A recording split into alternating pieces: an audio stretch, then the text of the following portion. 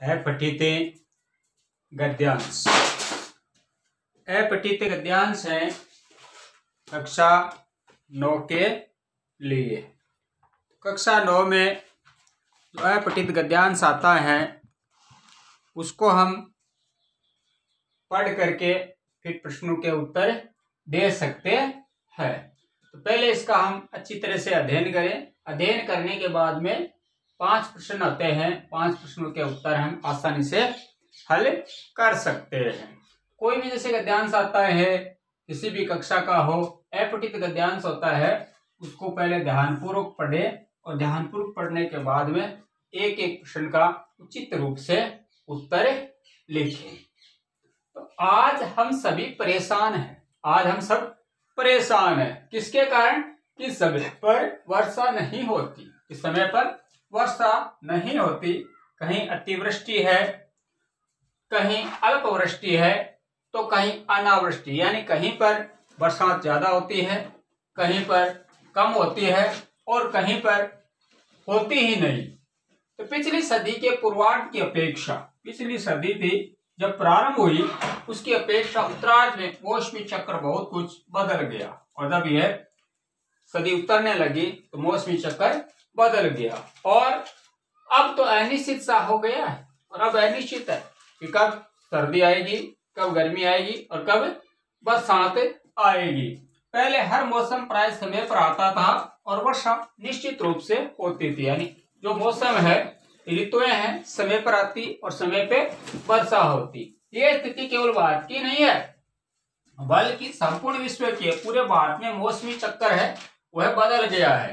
कहीं इतनी वर्षा होती है कि बाढ़ के कारण जन और धन की अपार हानि होती है। तो कहीं कहीं ज्यादा बरसात होती है जिसके कारण जन धन की अपार हानि होती है। तो कहीं बिल्कुल वर्षा नहीं होती, जिससे खड़ी फसलें खेत में ही नष्ट हो जाती है। कहीं वर्षा ही नहीं होती तो फसलें उगती है और नष्ट हो जाती है। तो कुछ देशों में बर्फ इतनी गिरती है कि जनजीवन अस्त व्यस्त हो जाता है। कहीं कहीं बर्फ ज्यादा गिरती है, बर्फ ज्यादा गिरने से जनजीवन है अस्त व्यस्त हो जाता है।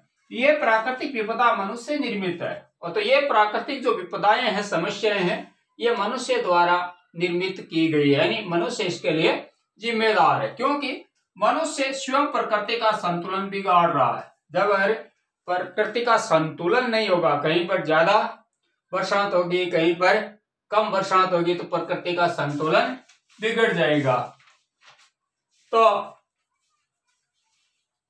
मौसम के इस तरह के बदलाव से सामान्य जनजीवन पीड़ित है और वैज्ञानिक चिंतित है। तो सामान्य लोग तो पीड़ित है और वैज्ञानिकों को चिंता है।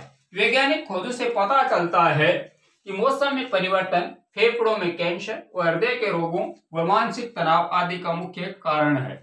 और ये जो मौसम का चक्कर बदल रहा है, इससे फेफड़ों में कैंसर, हृदय के रोग और मानसिक तनाव है आदि बढ़ रहे हैं। तो प्रकृति में असंतुलन, हम सभी जानते हैं कि धरती पर जीवन प्रकृति संतुलन से ही संभव हो सका है। तो प्रकृति पर जब जब प्रकृति का असंतुलन हुआ है, तब तब धरती का विनाश हुआ। इसलिए प्रकृति संतुलन से ही जीवन है वह संभव हो सका है। तो पहले हमने इस गद्यांश को ध्यानपूर्वक पढ़ा। अब इसके प्रश्न उत्तर हैं वो हल करते हैं। पहला प्रश्न है, प्रस्तुत गद्यांश का उचित शीर्षक लिखिए। तो ये जो है अपठित गद्यांश है, इस गद्यांश को हमने पढ़ा और पढ़ने से हमें बार बार ये आई कि मौसमी चक्कर है, मौसम चक्कर है, बार बार बदलता है। कहीं कम होती है वर्षा, कहीं ज्यादा होती है, कहीं बर्फ गिरती है, कहीं होती ही नहीं। तो बार बार मौसम परिवर्तन होता है। तो मौसमी चक्कर की समस्या, यानी बदलते मौसमी चक्कर की समस्या, इसका उपयुक्त गद्यांश हो जाएगा बदलते मौसमी चक्कर की समस्या। यानी बार बार ये जो मौसम बदलता है उसकी ये समस्या है। दूसरा प्रश्न है, आज लोगों के सामने मौसम संबंधी क्या समस्या है? आज लोगों के सामने मौसम संबंधी क्या समस्या है? तो आज लोगों के सामने, दूसरा प्रश्न, आज मौसम में, यानी आज लोगों के सामने मौसम संबंधी क्या समस्या है। तो इस गद्यांश को हम पढ़ते हैं तो आज हम सभी परेशान हैं कि समय पर वर्षा नहीं होती। तो लोगों के सामने एक समस्या है कि समय पर वर्षा नहीं होती। इस दूसरे प्रश्न का उत्तर हो जाएगा कि सभी लोग परेशान है कि समय पर वर्षा नहीं होती। तीसरा है, आज मौसम परिवर्तन के क्या क्या लक्षण दिखाई देते हैं। तो मौसम परिवर्तन के क्या क्या लक्षण दिखाई देते हैं। सीधा साफ पड़ा है कि कहीं अतिवृष्टि है, कहीं अल्पवृष्टि है, तो कहीं अनावृष्टि, यानी कहीं बरसात होती है, कहीं कम होती है और कहीं पर होती नहीं, कहीं पर ज्यादा होती है। ये इसका हो जाएगा उत्तर। यानी आज मौसम परिवर्तन के क्या क्या लक्षण दिखाई देते हैं। इसका उत्तर होगा कि मौसम परिवर्तन के लक्षण पूरे विश्व में दिखाई देते हैं। कहीं अतिवृष्टि और बाढ़ से विनाश होता है, तो कहीं अनावृष्टि से हानि, कहीं बहुत बर्फ गिरती है तो कहीं सूखा पड़ता है।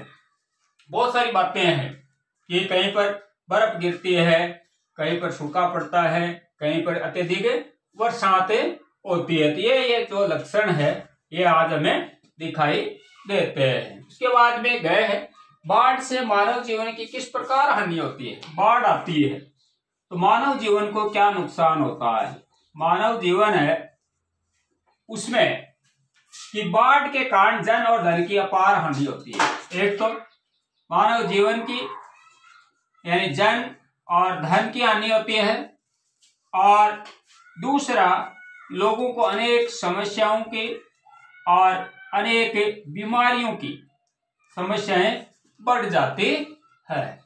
तो बाढ़ से मानव जीवन पर बुरा विपरीत प्रभाव पड़ता है। एक तो जनधन की हानि होती है, दूसरा कि फसलें भी नष्ट हो जाती है अत्यधिक बरसात होने के कारण, और लोगों को अनेक समस्याओं का सामना करना पड़ता है।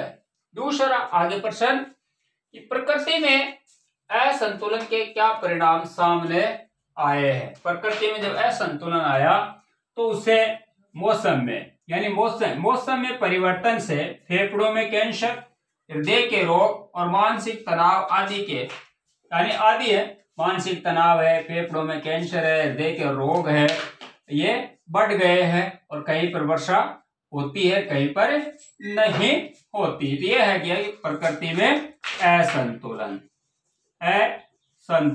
प्रकृति में असंतुलन से लोगों को यार विपरीत प्रभाव पड़ा है, और प्रकृति के असंतुलन का परिणाम मौसम के परिवर्तन, फेफड़ों का कैंसर तथा हृदय के रोगों में वृद्धि हो गई है।